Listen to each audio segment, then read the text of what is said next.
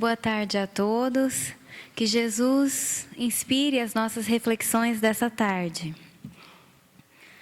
Quando nós começamos a estudar o Espiritismo, começamos a compreender algumas leis que regem as nossas vidas.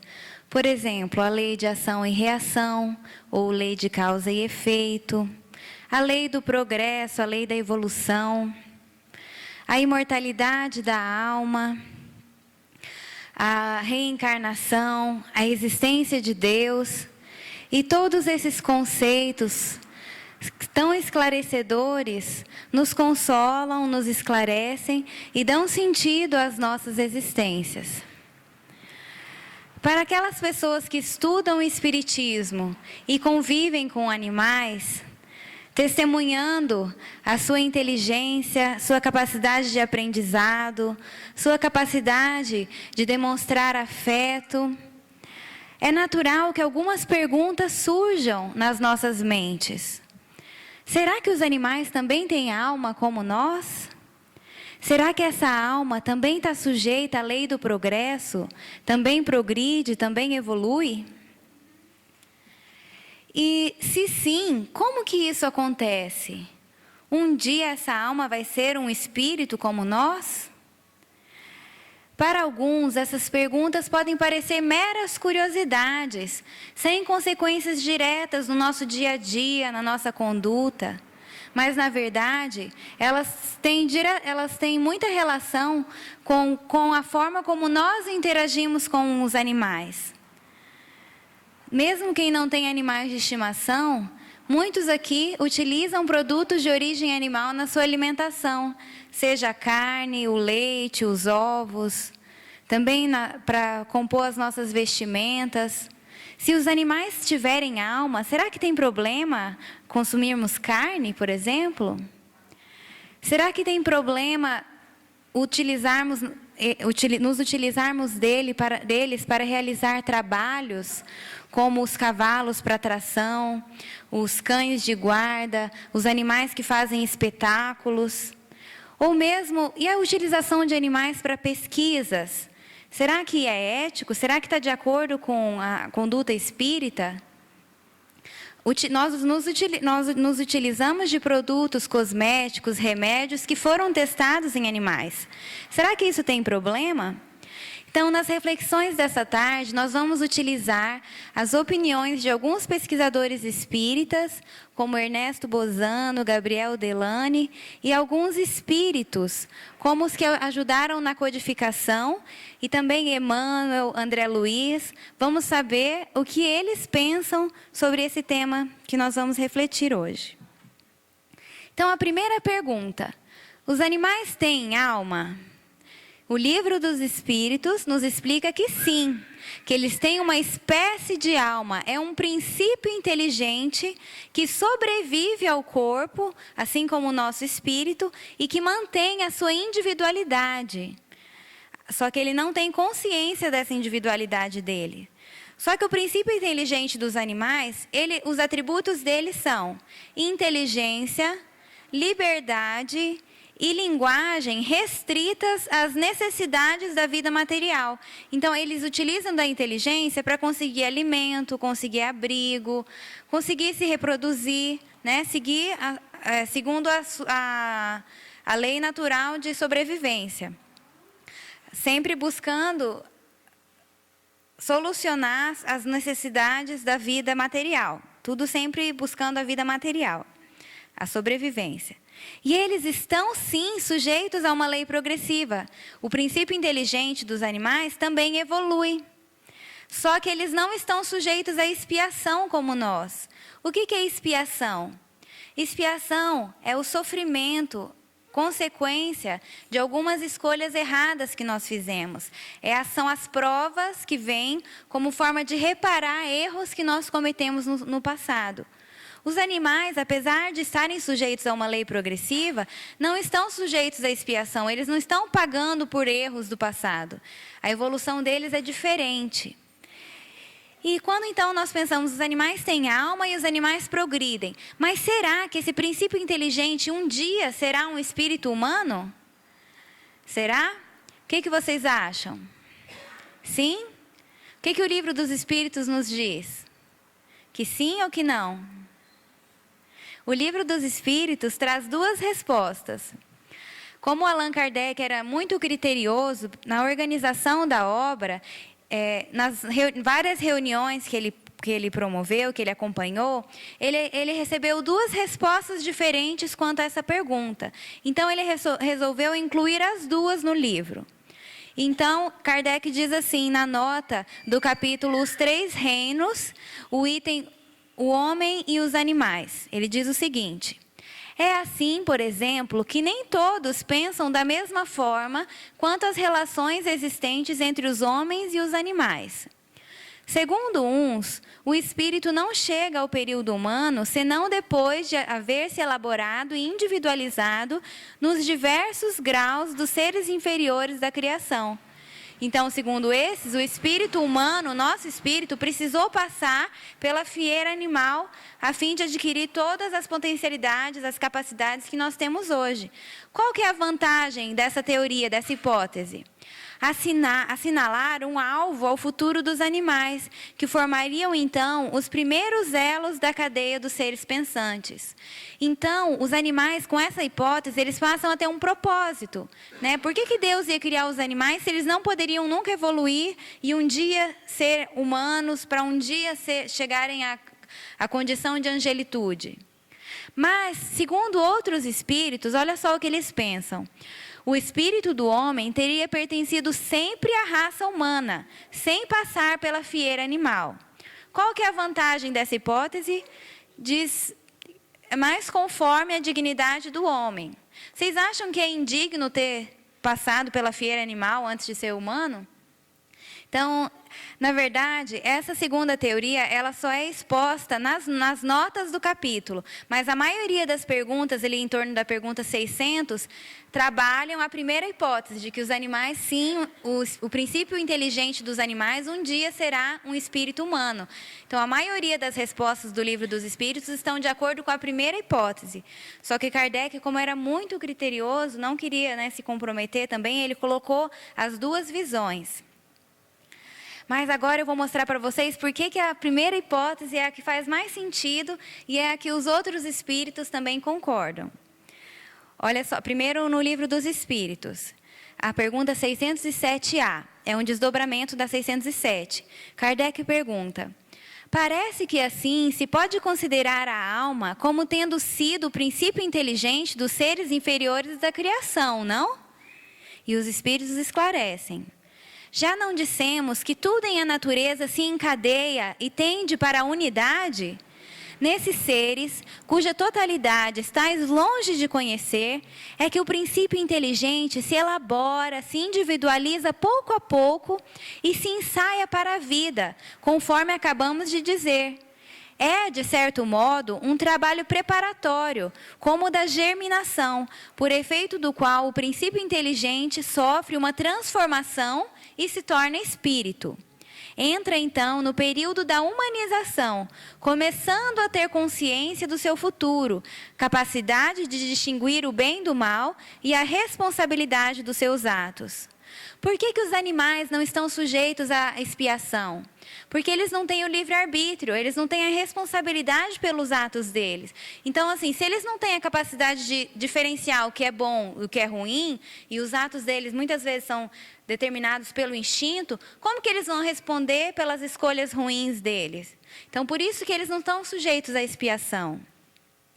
E essa teoria faz todo sentido. O nosso espírito foi passando por cada fieira animal, por cada fase evolutiva e adquirindo todas as capacidades de controlar o sistema respiratório, o sistema nervoso, o sistema circulatório. Um a um foi conquistando nas formas mais básicas de vida até conseguir chegar a ser o que nós somos hoje, com toda a nossa capacidade mental e essa capacidade de distinguir o bem do mal. E esses 3 pontinhos que estão ali no meio, Kardec ele diz o seguinte, que algumas pessoas acham que isso não é digno, né? Não é conforme a dignidade do homem. Kardec não, os espíritos, né? Mas ele fala que é a mesma coisa de dizer que um cientista não é tão inteligente porque ele um dia foi um feto. Entendeu? Ele precisava passar por aquilo e isso não torna ele indigno ou menos ou inferior, entendeu? E eles terminam então a resposta dizendo o seguinte: reconhecei a grandeza de Deus nessa admirável harmonia, mediante a qual tudo é solidário na natureza. Acreditar que Deus haja feito, seja o que for, sem um fim, sem um objetivo, e criado seres inteligentes sem futuro, fora blasfemar da sua bondade, que se estende por sobre todas as suas criaturas. Então, só nessa resposta a gente já vê como faz muito, muito mais sentido, né, a evolução animal, chegando a ser um espírito humano.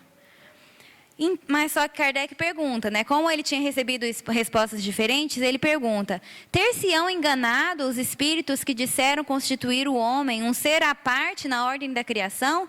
Então, ele quis esclarecer. Aqueles outros espíritos estavam errados, então?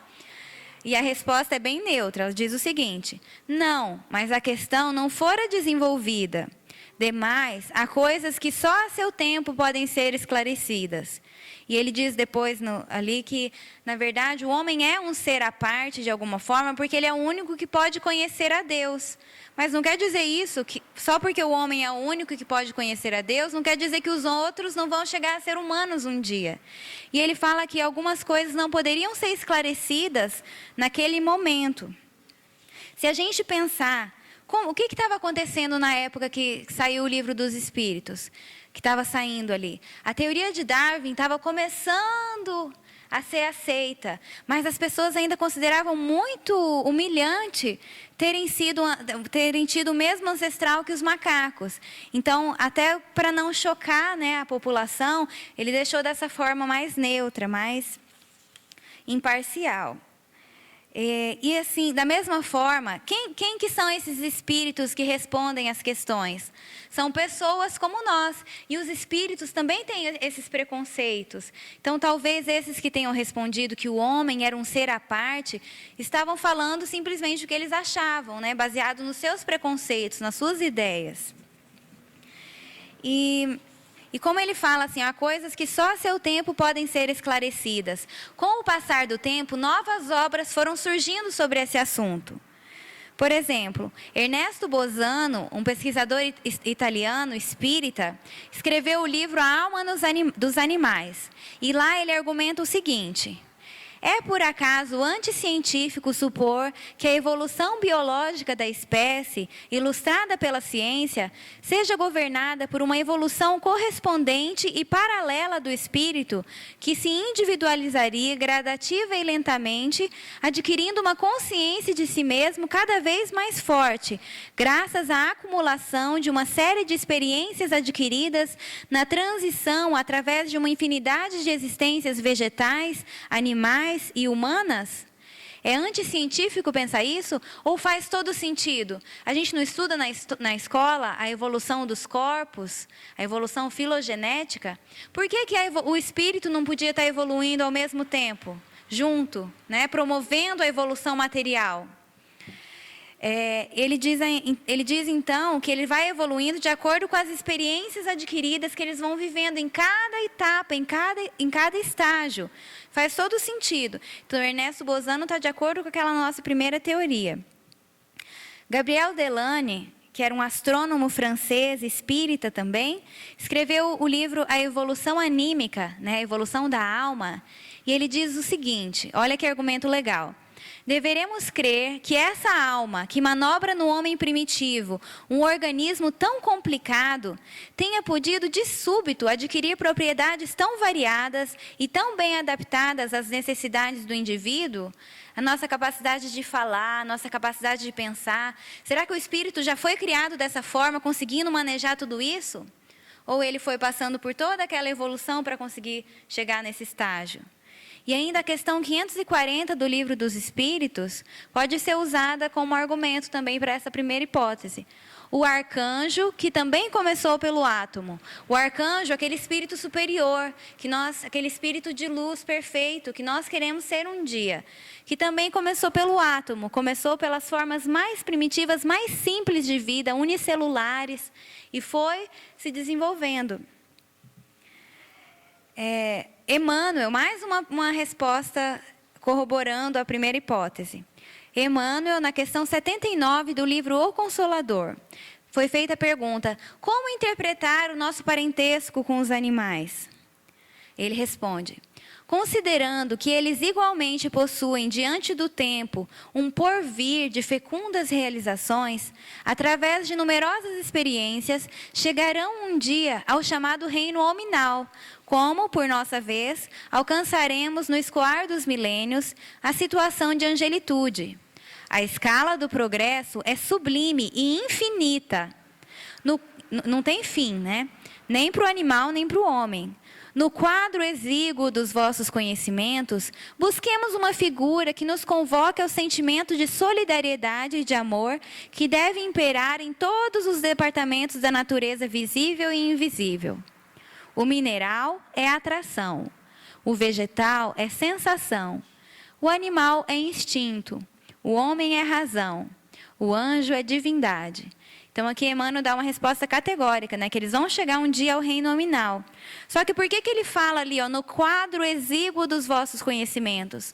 Porque o nosso conhecimento ainda é muito pequeno para a gente conseguir entender exatamente como que isso funciona.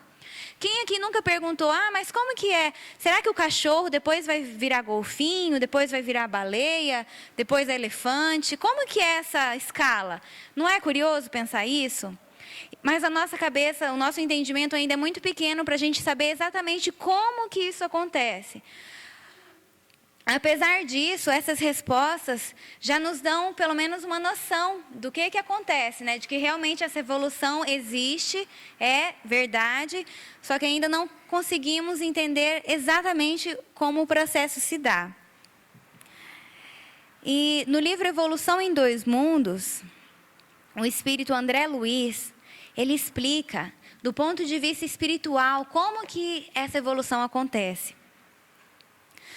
Quando os animais estão no mundo espiritual, quando esse princípio inteligente está no mundo espiritual, existem espíritos responsáveis por promover a evolução deles, promover as mutações espontâneas. Então, eles também têm uma espécie de perispírito, né? Esses espíritos responsáveis por controlar a evolução animal separam alguns dos indivíduos e levam-nos para certas regiões onde são trabalhadas as partes do corpo deles específicas, para que quando eles reencarnem, eles imprimam na matéria essas mutações positivas para a parte da inteligência, para a parte de todos os sistemas fisiológicos. É muito interessante isso.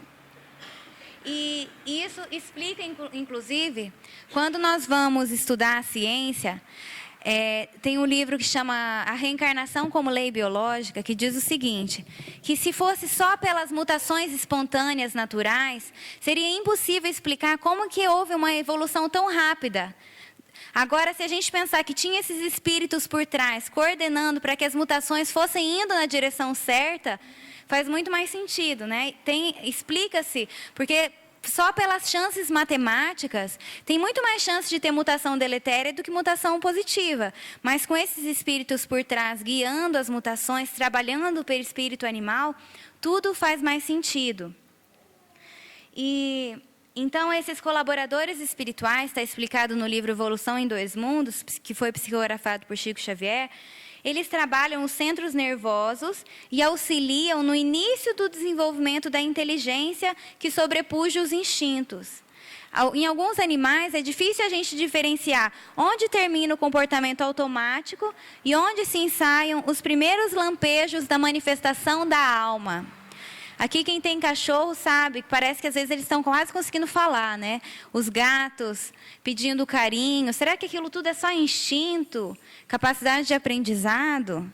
Nós vamos ver aqui alguns vídeos. É instinto ou inteligência?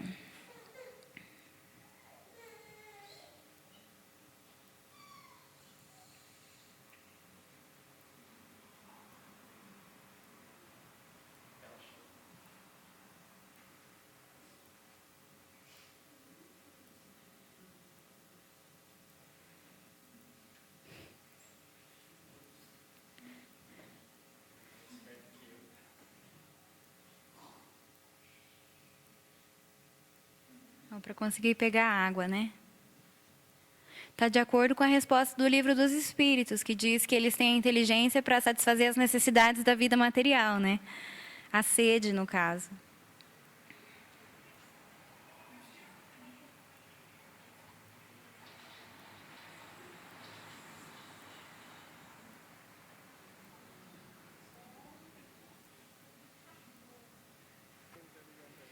É os rudimentos da inteligência, né, que vão se desenvolvendo.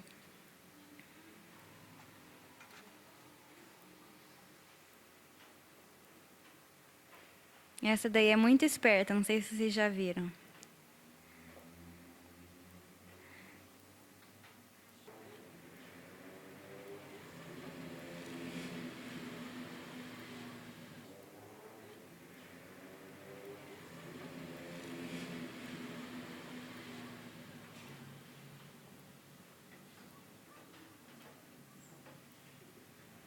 E manda nas outras também, né?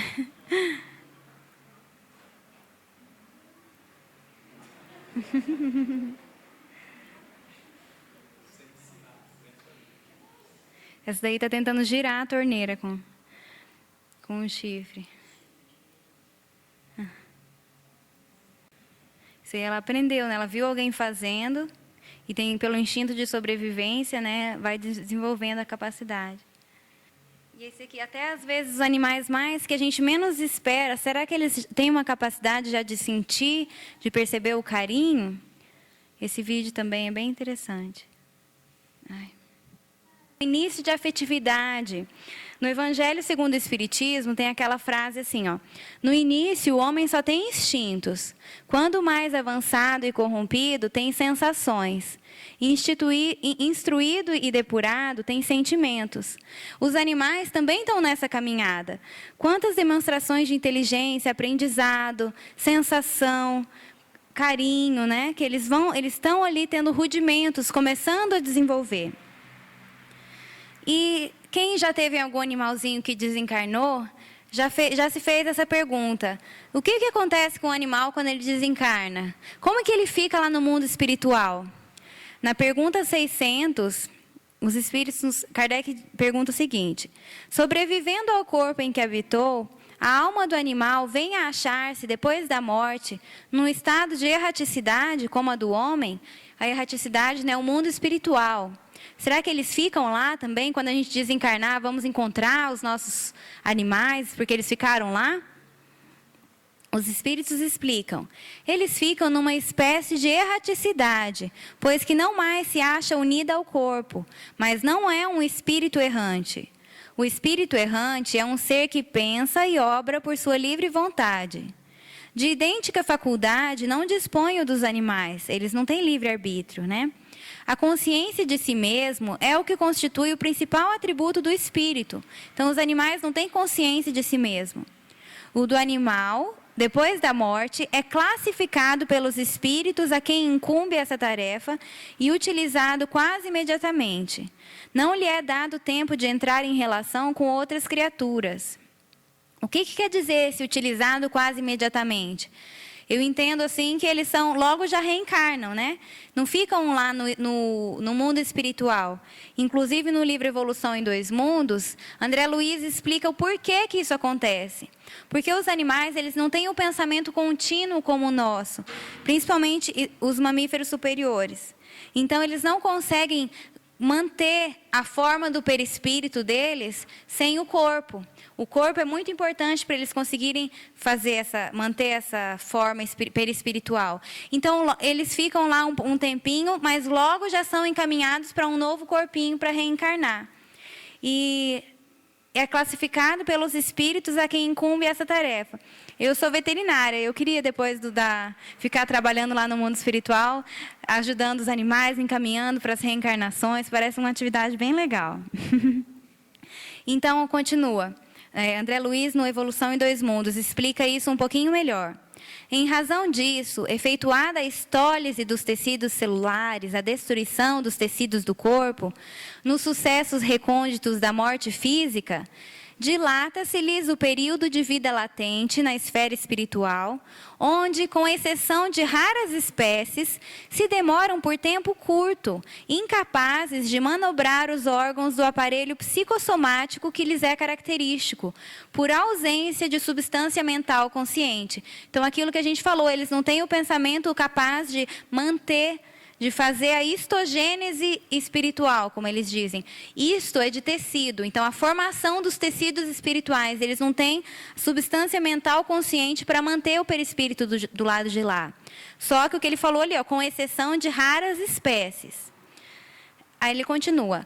Quando não se fazem aproveitados na espiritualidade, em serviço ao qual se filiam durante certa quota de tempo, caem quase sempre de imediato à morte do corpo carnal, em pesada letargia, semelhante à hibernação. Então, eles ficam como que num sono, acabando automaticamente atraídos para o campo genésico, o campo reprodutor, das famílias a que se ajustam, retomando o organismo com que se confiarão a nova etapa de experiência, com os ascendentes do automatismo e do instinto que já se lhes fixaram no ser. Tem bastante coisa para a gente ver aqui. Esse quando não se fazem aproveitados na espiritualidade, será algumas espécies de animais são aproveitadas na espiritualidade, trabalham no mundo espiritual. Em alguns dos livros de André Luiz aparecem cavalos, aparecem cães. Sempre fica a dúvida, a gente não sabe se ele está usando talvez uma figura de linguagem, uma forma de descrever para que nós possamos entender, ou será que são realmente o perispírito, né, desses animais, o princípio espiritual deles que consegue já manter, de certa forma, o seu perispírito e estão lá trabalhando, auxiliando nos trabalhos necessários. A gente só pode supor, né, imaginar. Então, ele fala ali que quase de imediato já são encaminhados ao centro reprodutor das famílias às quais se ajustam. Não vão achar que é a família, meu cachorrinho vai nascer de novo na minha casa. Não, é as famílias, por exemplo, os macacos, né, tem lá as tribos, as colônias deles. Qual que é a palavra ideal que me fugiu? Não é nem colônia nem tribo, os grupos, isso. Os grupos, então, eles logo são atraídos para aquelas famílias para reencarnarem de novo. Isso é muito interessante o final, ó, retomando uma nova experiência com os ascendentes do automatismo e do instinto que eles já adquiriram. Então, todas as experiências por que eles passaram vão vir, de certa forma, em forma de instinto, em forma de automatismo, de inteligência. Todas as experiências que os animais passam servem de alguma forma para eles evoluírem, para eles irem aprendendo e se melhorando. Mas, como a gente viu que os animais não estão sujeitos à expiação, por que então os animais sofrem? Por que existe a dor nos animais? Vocês já fizeram essa pergunta? Porque quando um de nós está sofrendo, o que a gente pensa? É uma prova que eu escolhi para mim. Ou então eu estou resgatando algum erro do passado. Eu tenho que aprender, que passar por isso com resignação, com fé em Deus, né? Buscar superar. Mas e os animais? Por que eles sofrem se não estão sujeitos à expiação, se eles não têm consciência do certo e do errado? O que vocês acham? Já pensaram sobre isso? No livro dos Espíritos está explicado o seguinte, que os animais progridem pela força das coisas. Eles não têm o livre-arbítrio, como nós já dissemos. Para nós, o sofrimento, a dor, é uma expiação das nossas escolhas erradas. E ela serve para quê? Para nos indicar que nós estamos fora das leis divinas, que nós estamos indo contra as leis divinas. A dor serve para nós percebermos, como diz Paulo apóstolo no livro dos Espíritos, nós fizemos um falso movimento da alma e precisamos nos reajustar. Para isso que serve o sofrimento, apenas para isso. No momento que nós percebemos os nossos erros e buscamos agir diferente, o sofrimento não tem mais utilidade. Para os animais, como eles não estão sujeitos à expiação e não têm o livre-arbítrio, nós só podemos imaginar para que serve a dor deles. Uma primeira hipótese é que para eles a dor é como se fosse uma escola, a dor é aprendizado. No livro Animais e Espiritismo, que foi escrito pelo veterinário espírita Rodrigo Cavalcante de Azambuja, ele tem uma explicação. Ele diz o seguinte: um cachorro que foi atravessar a rua, sem prestar atenção, foi atropelado. E não morreu, mas sofreu muito com as dores, né? Ficou mancando, teve alguma fratura, mas sobreviveu. Aquele cachorro, por causa da dor, pode aprender a prestar mais atenção a próxima vez que for atravessar uma rua. Então, aquela dor serviu, de certa forma, para um aprendizado. Se ele tivesse sido atropelado e não sentido dor alguma, algum momento ele poderia morrer sem ter aprendido nada, né, sem ter nenhuma utilidade aquela experiência. Eu acho que, às vezes, eu achei esse exemplo do porco-espinho um pouco mais aplicável a esse caso, porque às vezes o cachorro ele não tem muita noção se está vindo o carro, se não está, ele pode ser atropelado de novo, mesmo com a dor, né? Agora, no porco-espinho, o cachorro fez uma escolha de perseguir o animal e acabou dessa forma, né? Muito dolorido, inclusive, para retirar. Então, a próxima vez que ele vê um porco-espinho, um animal com as mesmas características, ele provavelmente vai se lembrar dessa dor e aprendeu a não cometer mais aquele erro. Tem alguns que mesmo... Teve um esses dias na clínica, que era a terceira vez já que tinha atacado porco-espinho, então nem com a dor não conseguiu aprender. Só que essa explicação do Rodrigo, ela não satisfaz a todas as nossas dúvidas. E aqueles animais com câncer, por exemplo, ou com uma doença infecciosa, doença do carrapato. O animal ele não devia ter ido lá onde tinha carrapato? Ou, ele não devia ter ficado velho para ter ficado com câncer, né? Não foi uma escolha que ele fez. Diferente de perseguir o porco-espinho, alguns casos não é uma escolha do animal. Então, por que ele sofre tanto? Quem aqui já teve algum animal que acompanhou os últimos dias, os últimos momentos, sabe como eles sofrem as dores? A gente tenta diminuir. Só que a gente não tem como não se perguntar, mas para quê? Por que ele está passando por isso?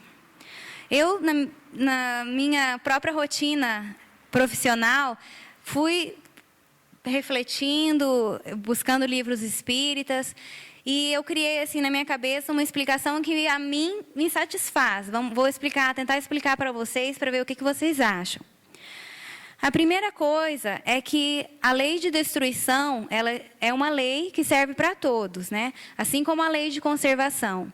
Um animal na natureza, ele é predado, ele sofre a dor da caça, né? Porque o predador precisa se manter vivo. Então, ele precisa morrer para que o outro sobreviva. É a lei de conservação, lei de destruição. Os animais que vão ficando doentes, que vão ficando velhos, acabam sofrendo também a predação, acabam morrendo, e é uma forma de controle populacional, faz parte das leis naturais. E todos os seres que têm um corpo material estão sujeitos a essas leis naturais, a lei de destruição. Então, essa é uma explicação. Só que isso, quando o animal está lá na natureza, faz muito sentido, porque ele fica doente, logo ele já morre, porque ele fica mais lento, né? Então, mas e os animais quando estão próximos de nós? Que a gente vê, muitas vezes a gente vai cuidando e a gente estica, né? Aumenta esse sofrimento deles. Então, para que, nesse caso, os animais domésticos, para que serve o sofrimento deles? A minha hipótese é que serve para nós aprendermos, desenvolvermos a compaixão, a piedade. Quem não vê um animal doente, um animal com um problema e não se comove? Então, para nós desenvolvermos essa capacidade de nos dedicarmos ao próximo. Quem aqui possui um parente em casa com alguma doença, sabe como exige da nossa dedicação, do nosso cuidado, do nosso carinho. Mas tem algumas pessoas que não têm a oportunidade de vivenciar isso com um familiar. E muitas vezes acaba vivenciando com um animal, porque a vida deles é muito mais curta. E é uma oportunidade para nós desenvolvermos essa capacidade de afeto, de ternura, porque um animal doente exige muito mais atenção e muito mais cuidado do que um animal saudável.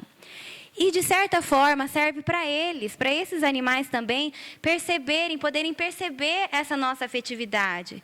Um animal doente, pelo menos lá na clínica, a gente vê muito isso. O dono fala, nossa, ele é muito agressivo, muito bravo. Mas quando ele está doente, ele muda, ele percebe que nós estamos ali buscando ajudá-lo. Então, não existem aqueles colaboradores da evolução dos animais no mundo espiritual? Será que nós também não somos colaboradores da evolução deles quando estão encarnados? Principalmente nesses momentos de dor, nesses momentos de doença? Faz sentido, não faz? Nós também podemos ajudar nessa evolução deles, demonstrando a nossa afetividade, o nosso carinho, o nosso cuidado. Então, sabendo disso, que o sofrimento tem também um significado para os animais, vem a questão, e a eutanásia? A gente pode fazer eutanásia nos animais para abreviar o sofrimento deles? O que é eutanásia, né? Você dá um medicamento para o animal dormir e depois um outro medicamento para fazer o coração dele parar de funcionar. Quando que ela é feita? Em casos de doenças terminais, em casos em que o animal está muito debilitado, com muita dor, sofrendo bastante. O que o Espiritismo nos diz sobre a eutanásia? Baseada nessas reflexões, nessas leituras que eu tenho feito, e inclusive do Rodrigo Cavalcante de Azambuja, ele nos diz o seguinte, que nos casos em que o animal está sofrendo muito, que não existem medicamentos para diminuir essa dor dele, e ainda que existe risco de transmitir a doença para outros animais, a eutanásia é uma alternativa. O que ela não pode ser é uma opção para tudo. O animal ficou doente, o animal foi atropelado, não consegue mais andar. Mas existe remédio para ele, para dor, existe formas, você faz uma cadeirinha, ele consegue, ele está feliz, está alegre, consegue se locomover. Ah, não, mas vai me dar muito trabalho, eutanásia. Aí não pode ser uma coisa arbitrária. Cada um vai julgar de acordo com a sua consciência, né? Mas existe a ética dos veterinários e tudo, mas a gente tem que pensar realmente, não tem outra forma? Não tem alguma coisa, esse sofrimento para ele não representa um aprendizado? Será que eu não estou escolhendo a eutanásia só porque vai ser mais fácil, não vou precisar ficar cuidando, limpando, né? Então, é um assunto a ser refletido por cada um e considerado. Assim como a experimentação animal. As pesquisas são feitas utilizando ratinhos, coelhos, cobaias, beagles, para desenvolver medicamentos tanto para os humanos quanto para os próprios animais. São sacrifícios necessários para o bem maior. Só que o que é preciso fazer? Fornecer aos animais condições dignas de vida, alimento, água, condições de expressar o seu comportamento natural. E também, se for necessário realmente utilizar, não tem outra forma, é necessário usar animais para poder desenvolver aquele medicamento. Então, vamos buscar usar o menor número de animais possíveis. Se não for possível fazer in vitro, com células, se for realmente precisou usar animais, use o menor número possível, faça o experimento da forma mais de acordo com a ética e o bem-estar animal. Que hoje em dia as pessoas estão mais prestando atenção nisso, né? Antigamente jogavam um cachorro, filhote de gato no rio, né? Em sacolas, e ninguém estava nem aí, era tudo bem. Dava uma paulada na cabeça para fazer eutanásia do cachorro, né? Para matar. Então, hoje em dia isso já está revoltando as pessoas, porque a nossa consciência está mais desperta. Então, a ética deve ser sempre colocada em primeiro lugar quando a gente for ver essas questões da experimentação animal. Agora, um assunto muito polêmico, o consumo de carne. André Luiz, no livro Missionários da Luz, psicografado por Chico Xavier, relata a visita que ele fez em um matadouro. Ele descreve vários espíritos vampirizadores, ele diz, que ficavam ali se nutrindo daquele sangue fresco, né, dos animais recém-abatidos. E ele descreve de uma forma tão terrível, ele fala assim, quer ver? O instrutor de André Luiz começa a relembrar aquilo que eles faziam quando encarnados. A exploração dos animais, o abuso a que eram submetidos os porcos para engordarem muito de uma forma doentia, os gansos e os patos que são submetidos à gavagem, né, alimentação forçada, para que o fígado sofra uma degeneração gordurosa e a gente possa comer o foie gras, muito popular na França, o fígado gordo do ganso, que foi submetido à alimentação forçada. Ele descreve, ele fala assim: nós roemos os ossos, comemos as vísceras, nos alimentamos dos despojos dos nossos irmãos inferiores. Quando a gente lê isso, parece tão terrível, né? Achava que era só um bifinho lá, inocente, mas quando ele fala, ele descreve de uma forma tão terrível, que se fala: nossa, é isso que eu estou fazendo, roendo os ossos, as vísceras. Ele fala, inclusive, do consumo de vitela, por exemplo, que a carne é mais tenra, né? Os filhotes das vacas, os bezerros. A criação em confinamento dos animais, que mal tem espaço para se virarem, para poder crescerem mais rápido. Esse é o problema, né? A produção industrial, a nível industrial que nós estamos tendo hoje. Que os animais vivem sem condição de vida nenhuma, sem condição de expressarem seus comportamentos naturais. Produção em massa de alimento, né, que a nossa sociedade precisa, faz com que essas realidades aconteçam. Essa realidade capitalista que estimula muito o consumo. A gente acha que precisa comer muito mais carne do que, na verdade, a gente precisa, porque a indústria da carne vende essa ideia. E procurem lá no capítulo, acho que é o capítulo 4 do Missionários da Luz, a forma como ele descreve o consumo de carne, a gente fica horrorizado. Olha só, um trecho. Esquecíamos de que a nossa inteligência, tão fértil na descoberta de comodidade e conforto, teria recursos de encontrar novos elementos e meios de incentivar os suprimentos proteicos ao organismo, sem recorrer às indústrias da morte. Olha, indústrias da morte.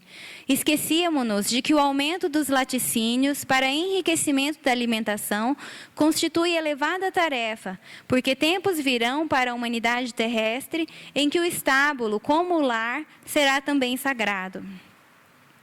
Então, segundo ele, existem alternativas que a gente tem que usar a nossa inteligência tão boa para desenvolver armas, né?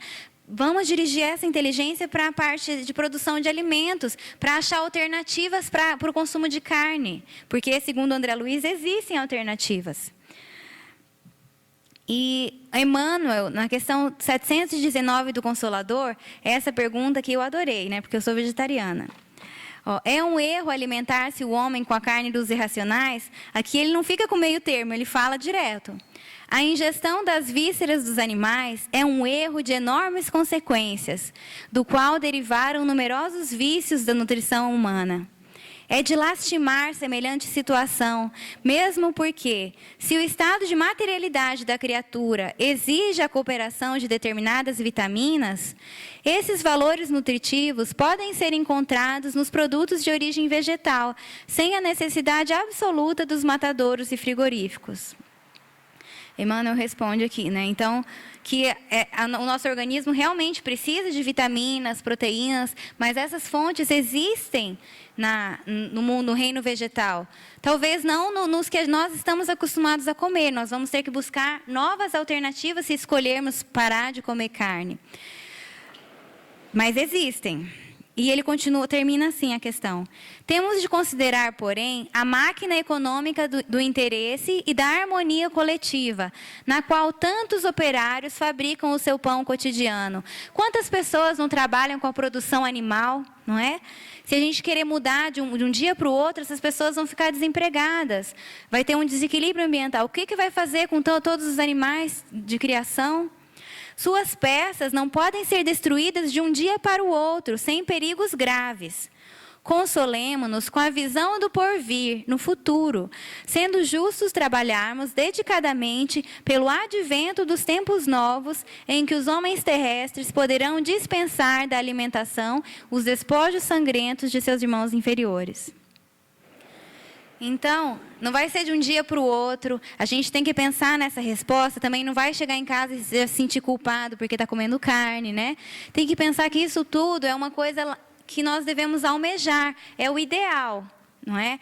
Lá na frente, no futuro, o mundo será sem consumo de carne, com todas as espécies se auxiliando, o homem utilizando sua inteligência para encontrar alternativas.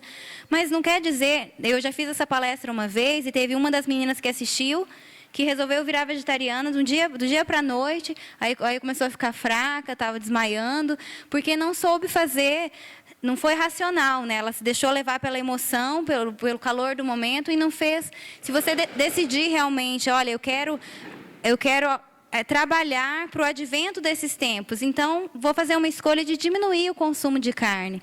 Daí eu vou cortar a carne vermelha, vou cortar a carne de frango. E assim vou aos poucos, fazendo as minhas escolhas de acordo com a minha própria consciência.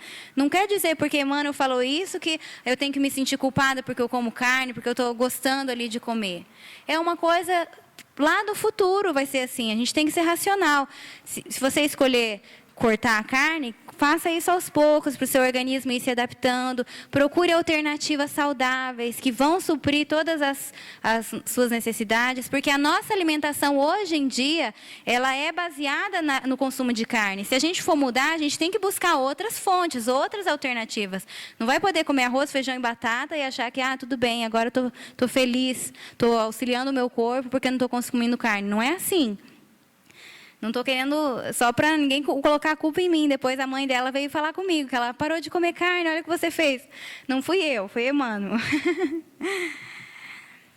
E para aquelas pessoas que falam assim, essa palestra não teve nada a ver comigo. Eu não tenho animal, não gosto de animal, não ligo de comer carne. Isso não fez diferença nenhuma para mim, na minha conduta. Mas todos nós, apenas de estarmos aqui vivendo nesse mundo, estamos interagindo com os outros seres que também habitam esse mundo. Então, todas as nossas atitudes, como a gente destina o lixo, o tempo que a gente gasta no banho, né, todas as implicações ecológicas das nossas escolhas estão influenciando os outros seres que vivem nesse planeta junto com a gente. Emmanuel, na pergunta 78 de O Consolador, diz o seguinte: os reinos da natureza, aliás, são o campo de operação e trabalho dos homens.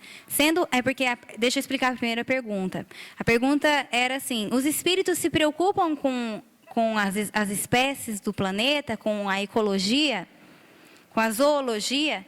Então, Emmanuel responde: os reinos da natureza, aliás, são o campo de operação e trabalho dos homens, sendo razoável considerá-los mais sob a sua responsabilidade direta do que propriamente dos espíritos. Razão porque responderão perante as leis divinas pelo que fizerem em consciência com os patrimônios da natureza terrestre.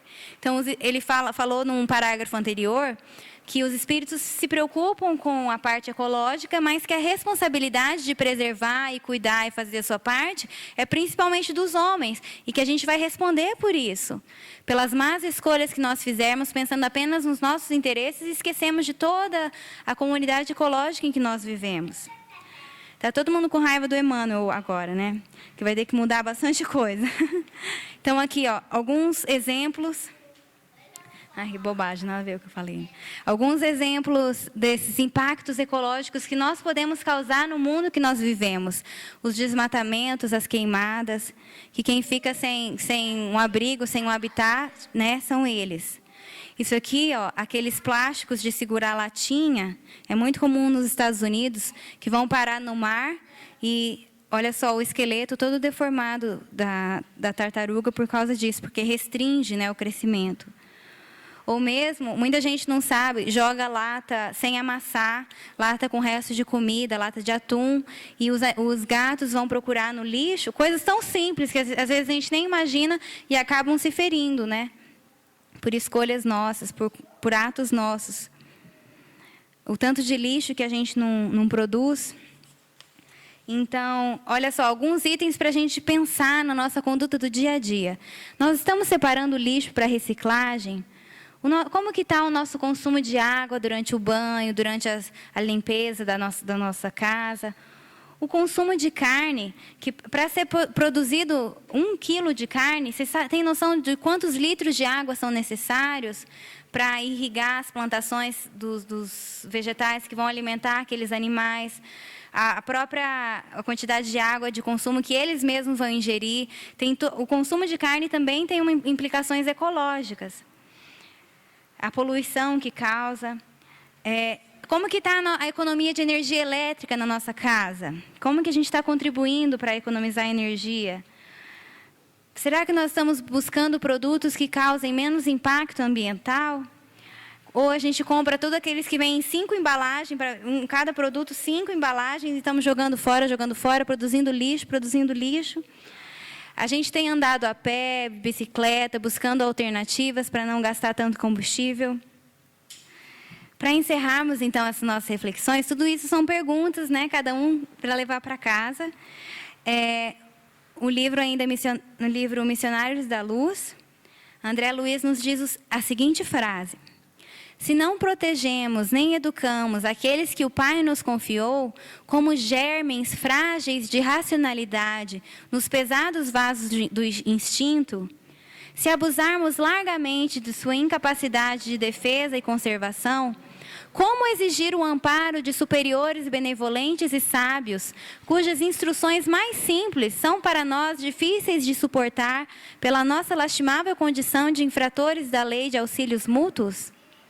Então, se a gente não auxilia os que estão inferiores a nós, como que nós queremos pedir ajuda aos nossos superiores, né? Para a gente pensar, ir para casa pensando nisso. Muito obrigada pela atenção de vocês.